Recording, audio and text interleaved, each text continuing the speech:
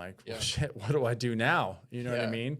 And mind you, at this point, like my wife has always been very, I don't know the word. She's always been very safe. Like she's, you know, she will have a job, she'll stick with it, she'll progress, and she'll do really well at it. So she was just kind of the rock of our marriage and relationship. Yeah. While I was trying to figure out what the hell I wanted to do. And as a husband, I felt like crap. I honestly, I mean, so many sleepless nights and anxiety. And I mean, I'll be honest, like crying myself to sleep. And, you know, when she's not there, just like sitting in my car, just like wondering like, what the fuck, you know, like, what am I going to do? How do I step up and be the man that she needs me to be? Like, how am I going to provide for my family? Because what I thought I wanted is now no longer what I want.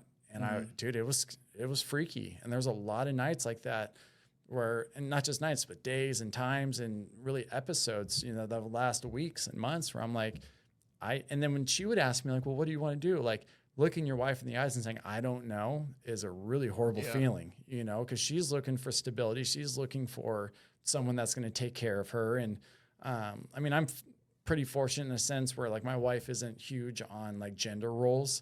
Like my wife, I mean, I could make $10 million a year.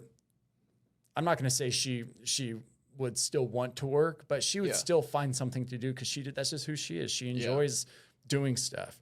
But yeah, man, I struggled a lot with like my own, you know, internal battles, you know, of like, what am I going to do? And I've got my wife who's backed me through thick and thin, ups and downs, highs and lows. She's been my rock. And she's looking at me now and I don't have an answer. Yeah. And I'm like, I got to figure something out. You know what I mean? Yeah, it's hard as a guy too, because you don't really have anybody, you don't feel like you have anybody to talk to. So you just got to like deal with your demons yourself and stomach it and just deal with it. Or at least you feel like there's nobody there, but but realistically, there probably isn't anybody that can understand what you're going through, but and, you know, it's hard. It's funny you bring that up because I've always, I really feel like over this last maybe 5 years or so, I feel like more things have, you know, I don't know if it's just social media that's allowed it or whatever, but more things are being talked about